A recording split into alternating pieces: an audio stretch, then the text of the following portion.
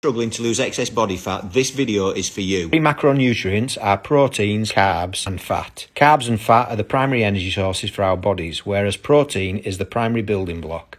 Protein gives us structure and protein is critically important, but in this video we're going to focus on the energy sources of the carbs and the fat. The hormone that determines whether we are using carbs or fat for fuel is insulin. When we eat carbohydrates, there is a large insulin increase, and the insulin spike is greatest when we eat a pure carbohydrate, something like bread or rice or cereal. When we have pure carbohydrate, insulin can increase up to 10 times the normal amount, and it can stay elevated for up to 4 hours. In contrast, when somebody eats fat in their diet, fat alone has a negligible effect on the insulin. We've got two fuel sources, the fat and the carbohydrates.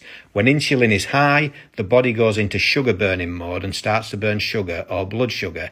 In contrast, when insulin levels are low, the body is able to burn fat as the primary fuel source. Most people have a diet primarily of carbohydrates. This means that they have elevated insulin levels, and when they're burning primarily sugar, their body is necessarily burning less fat, and so their fat storage goes up. And so it's pretty simple. If we have more fat than we'd like to have on our body and we want to lose that fat, we need to get insulin levels low so that we can burn body fat for fuel. The question should be, how do we keep insulin levels low?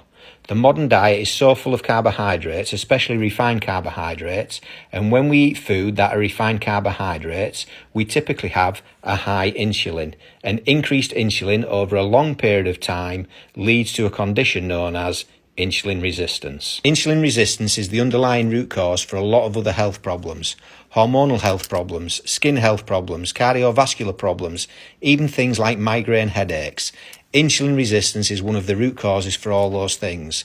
But by reversing insulin resistance, a lot of those symptoms can disappear. By intentionally lowering insulin levels, you can boost your insulin sensitivity. Metabolic flexibility is when we are easily able to switch fuel sources. Whether we're burning carbs or fat, our body is able to adapt. Metabolic inflexibility happens when we have too much carbohydrates for too long and our cells become insulin resistant and insulin becomes stuck in an elevated mode. When our body is burning fat for fuel, our liver turns some of our burned fat into ketones. And having lots of ketones in our blood is fantastic for other parts of our body. So if we're struggling with these problems, how can we get back to a state of metabolic flexibility? Start by intentionally reducing insulin levels. You can do this by focusing on a diet full of protein, healthy fat and fibre. As your body burns more fat for fuel, you'll be in a state where exercise and building lean muscle mass are easier to do.